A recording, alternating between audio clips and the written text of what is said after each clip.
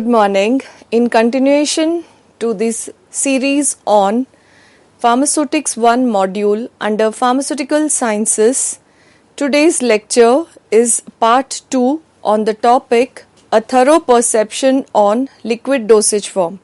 I am Dr. Hema Chaudhary from K.R. Mangalam University. In continuation to the last lecture wherein we discussed liquid dosage forms and its classification, under which we touched topical meant for oral use. We had discussed mouthwashes, gargles, throat paints in my last lecture. So today's lecture would be focused on monophasic liquids based on route of administration, internal use, wherein the discussion would be on syrups. Apart from syrups, the other dosage forms which come under internal use could be either aqueous based or hydroalcoholic based. The third type of classification which we would be discussing in the series is on liquid dosage forms instilled into body cavities. Here, the discussion would be more on enemas. Apart from enemas, the other dosage forms which are covered under this class includes douches, ear drops and nasal drops. Also, the fourth classification under liquid dosage form monophasic is meant for topical use, wherein the discussion would cover on lotions and liniments. Apart from that, the other categorization under this class includes solutions, sprays, paint and collodions. So first in the series, the discussion would be on monophasic liquid instilled into body cavities, nasal drop. So talking about nasal drops are basically solutions which can be either aqueous based or oily based, and they are monophasic liquids. Nasal drops are rendered isotonic, that is, its tonicity is in sync with the nasal fluid. So with a pH ranging between 5.5 to 6.5. Isotonicity is attained by adding buffering agents. Also, the nasal drops are administered into the nostrils. They are generally meant for use intranasally, mainly to relieve nasal congestion, nasal inflammation and also to combat nasal infections. The general category of drugs which are included in nasal drops are either antihistaminics, sympathomimetic agents, that is, for example, ephedrine and antibiotics. Nasal drop formulations, if they are oily based, are generally not preferred as they generally lead to a complication referred as inspirational pneumonia. So preference would always be to have aqueous nasal preparations. Even the disadvantage of going with oily base would be that this preparations might include or interfere with normal ciliary function. And also the vehicle which is used it is required that the nasal preparation should be isotonic, having mild buffer capacity. So in general, it could be emphasized that aqueous based nasal preparations are of choice rather than having oily based preparations.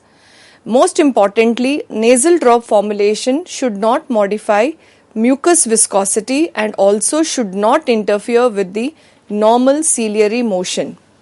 A suitable preservative should preferably be added in nasal drop preparations in order to suppress the growth of microbes.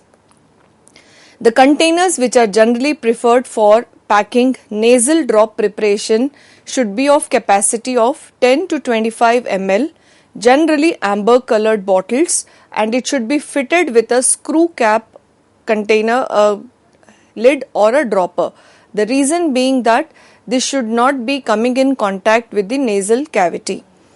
The labeling requirements on the bottle or on the label should include for external use only. It's a nasal preparation meant for external use. And when a patient is taking this product, a patient counseling should be given wherein the discussion or the information should be on that a patient is supposed to use nasal drop until otherwise the mucus is wiped away from the nose. So it should be informed to the patient that the mucus which is coming out of the nose should be clean, and in a dry area the nasal drop should be instilled. Also, the advice to the patient should be that the better position to take this preparation would be to lie down on a flat surface of a bed with the head over the edge of the bed to keep the head lower than the shoulders, and then the nasal dropper or a pipette should be kept little away from the each nostril, and number of drops should be instilled as prescribed. One classical example of a nasal drop preparation is on a prescription on ephedrine nasal drop official in British Pharmaceutical Codex. The formulation would contain ephedrine hydrochloride 0.5 grams, chlorbutal 0.5 grams, sodium chloride 0.5 grams and freshly boiled and cooled water to make 100 ml. The purpose or the principle of this nasal preparation is ephedrine is a sympathomimetic amine, and this is generally used to relieve allergic conditions, generally rhinitis, and also this will help in clearing the airway pathway obstructions. And very importantly, it is incorporated in an aqueous vehicle, as already mentioned that nasal preparation should be aqueous based so as to not to interfere with the normal ciliary function. And the solubility of ephedrine is around 4 parts of water. Chlorbutal is added in this preparation as a preservative. So as already mentioned, preferably a preservative should be added in order to prevent the microbial growth. So chlorbutal serves the purpose. Also, sodium chloride is added as a tonicity adjusting agent. As the mandate for a nasal drop is to be isotonic, so in order to keep up to the requirement, a tonicity adjusting agent, a classical example being sodium chloride, is added. Talking about the next category of liquid dosage forms meant to be instilled into the body cavity, or we say it as topical, is an enema. Enema is either aqueous or oily solution, suspension or emulsion. So the choice would be to have a solution aqueous base, but preference can also be given to oily based preparations which are suspension based or emulsion of medicaments, and mainly they are intended for rectal administration. And the main intention of using an enema is to cause bowel evacuation. Basically, enemas are used for local or systemic therapeutic action. Rectal area is the area in the body which has rich blood supply. So even systemic absorption or systemic uptake can be targeted through the rectal route. Sometimes enemas are also used to instill X-ray contrast mediums for examination of lower bowel. Lower bowel is generally referred to the colonic area of the GIT.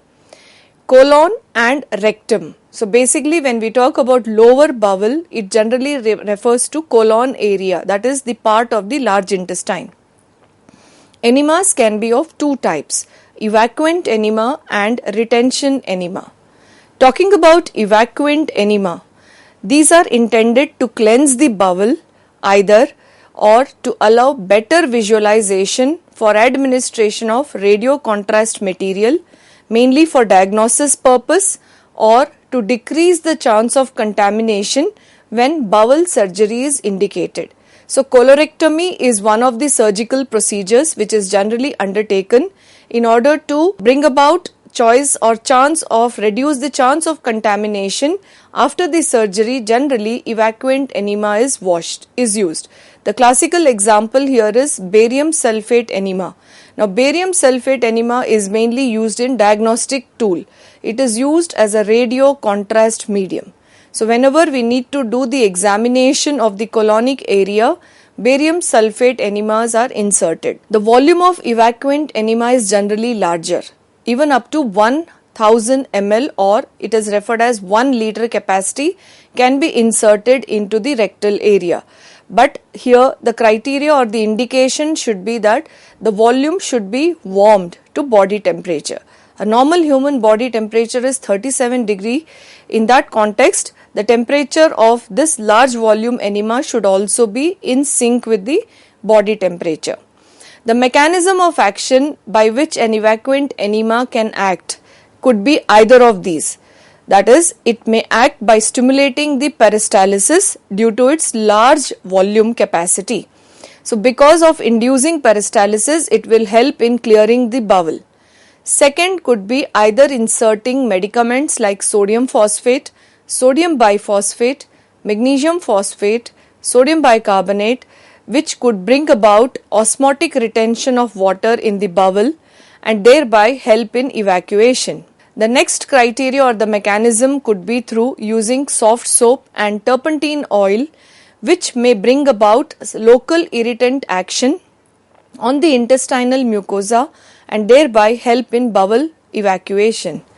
Also, it is possible that the evacuant enema could be having a mineral oil or an olive oil, glycerine and soft soap, wherein the oily environment may bring about lubrication of the bowel and help in evacuation. Sometimes starch mucilage is also incorporated, which helps to provide emollient effect so that there is least irritation and discomfort to the patient and may act as a suspending agent in order to solubilize insoluble solids in enema. Talking about the next class of enemas, that is retention enema.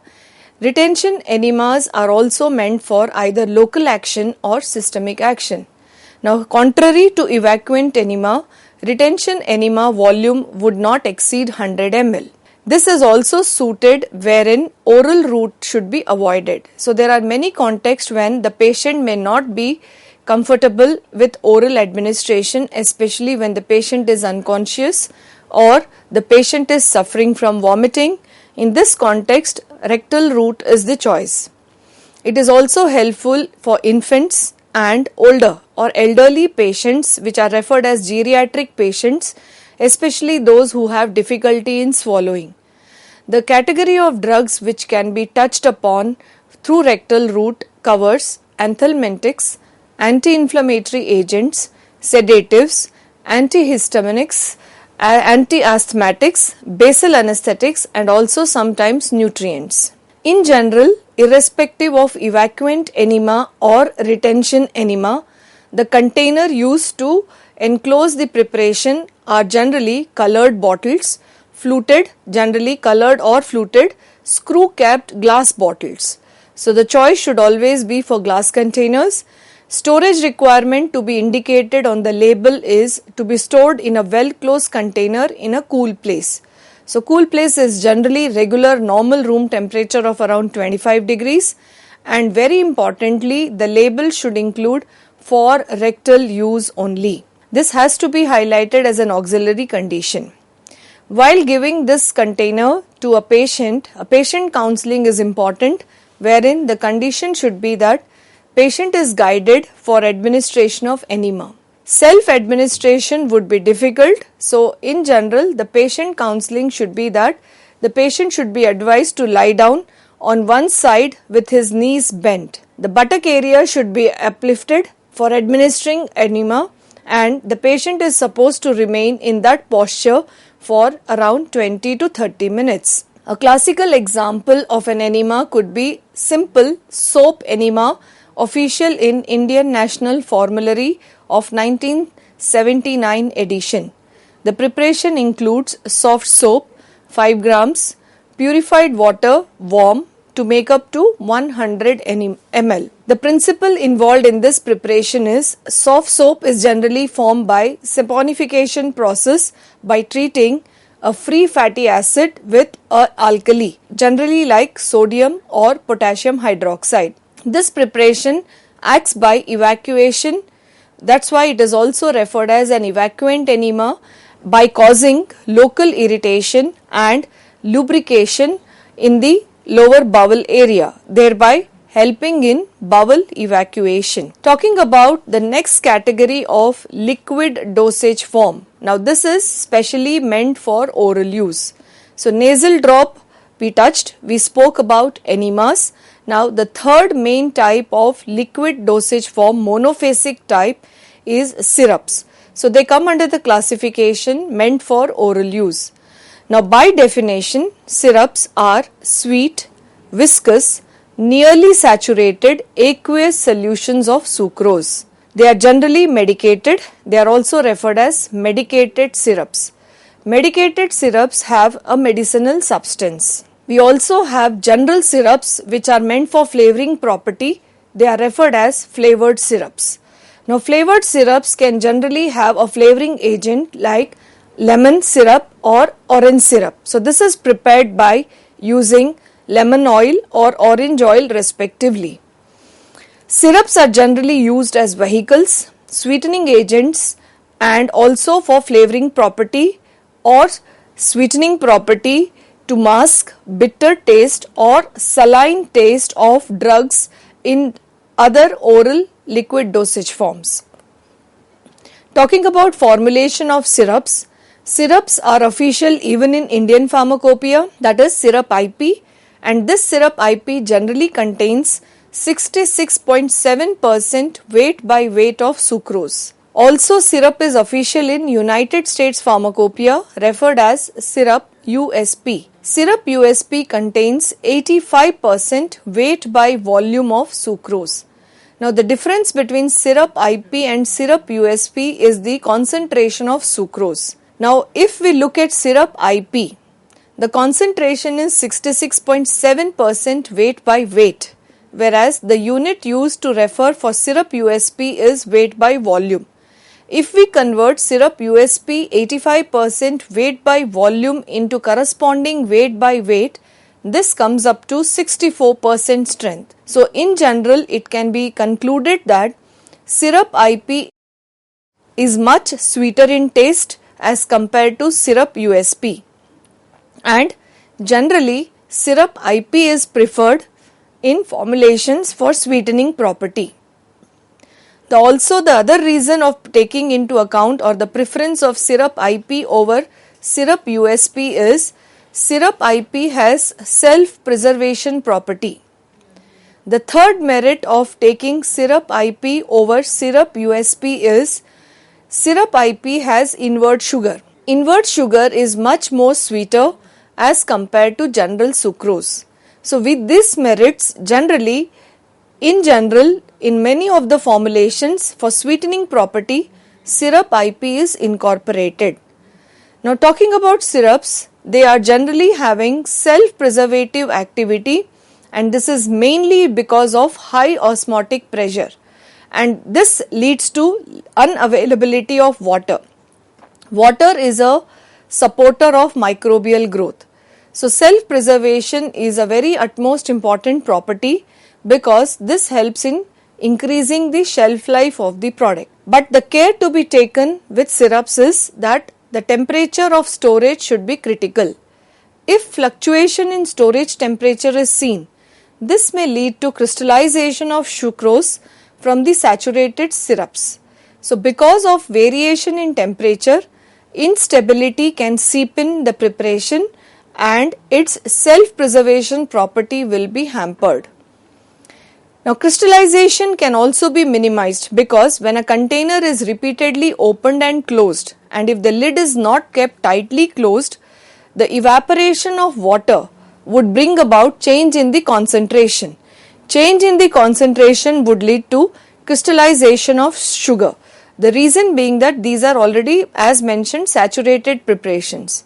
So, variation in the solubility characteristics may bring in crystallization, and this could be a disadvantage.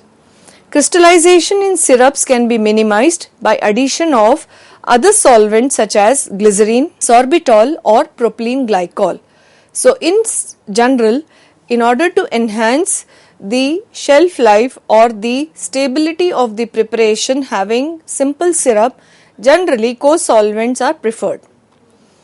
Now, there is one more drawback with syrups, that once the condensate of the vapor, because generally syrups can be prepared by heat process and syrup IP is generally prepared by heat process. So, if the preparation on completion of preparing the sugar solution at a particular strength, if it is not cooled before being bottled, the preparation may leave out vapors on cooling, and this condensate of the vapor, if it falls on the surface of the syrup, this may lead to localized unsaturation, and this localized unsaturation may promote microbial growth. So it is very important to note that on using heat process and attaining the preparation consistency, the preparation should be allowed to be cooled before being bottled, otherwise the problem of microbial growth will be seen. Also, it is very important that presence of little amount of alcohol, as already mentioned, that glycerine or propylene glycol, which are alcohol based solvents, can be taken in addition as co-solvents and bring about effective preservation. So generally, alcohol base or alcohol co-solvency property can be exploited for improving the shelf life of the syrup preparation. Sometimes additional preservatives can also be added into simple syrup preparations or in general syrup based formulations, and the preservatives of choice may cover benzoic acid, sorbic acid, sodium benzoate, or at times methyl paraben are added. Syrups have a specific gravity of 1.31 grams in comparison to water. Talking about compounding of syrups, methodology. So whenever we intend to prepare syrups, we have different choices of methodologies. Based on the requirement, a suitable process can be adapted. The first process is hot process. As already mentioned, this is the process intended to prepare simple syrup IP. So hot process, as the name goes, uses heat to get clear preparations or clear solution of sucrose in water. The second choice process is a cold process. Now cold process can be again by two different techniques. One is by agitation method and the second is by percolation method. If we are having choice, the first would be by agitation method, wherein it is simple process and a slow process. By just agitating the sucrose with water, you may get colorless and odorless product. The other choice under cold process is by the process of percolation. Now simple syrup USP is the preparation or the classical example which can be prepared or which is prepared using percolation method under cold process. Preparation of medicated syrups. Now whenever we are targeting to prepare medicated syrups, we generally prefer that syrups, as already mentioned, are nearly saturated solutions and they have lot of strong association between sucrose and water. They are not good solvents for water soluble drugs. So this is to be borne in mind that whenever medicated syrups are prepared and simple syrup is used as a vehicle, care should be taken regarding what is the solubility characteristics of the drug under choice. Because as mentioned, because of the close association of sucrose with water, the water solvent property to solubilize water soluble drugs may become less. The containers to pack syrups in general are generally glass bottles or glass jars. And the storage, as already mentioned, it's very critical for storage that syrups are to be stored in cool place. Otherwise, it leads to crystallization. And finally, the patient counseling is that the sugar should be avoided for diabetic patients. Such preparations are not recommended. Also, it should be used within 2 weeks, and syrups are cariogenic. They may cause dental caries. So, it is advisable to rinse mouth with water after use, and syrups should not be stored at low or high temperature. Thank you.